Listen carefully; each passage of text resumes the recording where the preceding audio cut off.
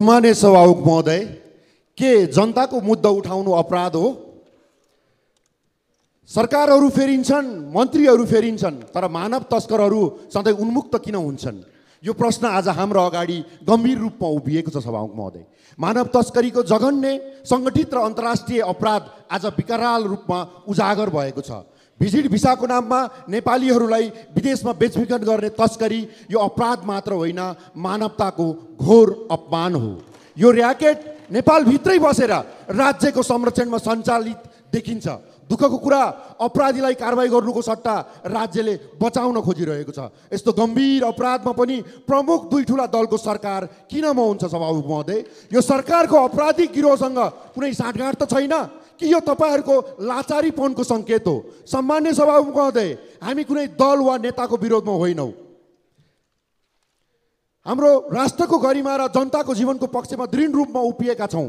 मानव तस्करी, भ्रष्टाचार र कुशासन विरुद्ध हाम्रो अडान स्पष्ट छ, तर जनताको पक्षमा बोलेको भन्दै हाम्रो आवाज दबाउने र धम्क्याउने काम भइरहेको छ। के सरकारले अब जनताको मुद्दा उठाउनुलाई नै अपराध ठान्न थालेको हो सभामुखज्यू?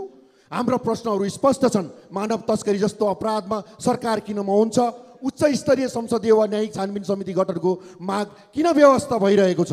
गृहमन्त्रीले आफैले तोकेको नैतिक मापदण्डमा किन आफै असफल हुनुभएको हो? सम्मान्य सभामुख महोदय, नेपाललाई मानव तस्करीको ट्रान्जिट बनाउने छुट कसैलाई छैन। सरकारले तुरुन्तै उच्च स्तरीय संसदीय छानबिन समिति वा न्यायिक आयोग गठन गरोस्। सरकारले हाम्रो आवाज दबाएर शक्ति देखाउने खेल खेल्न बन्द गर्नुपर्छ।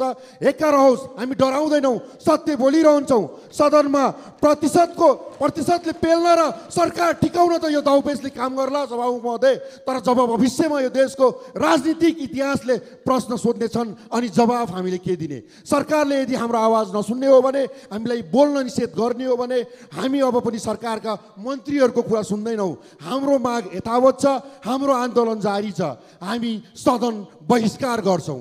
धन्यवाद।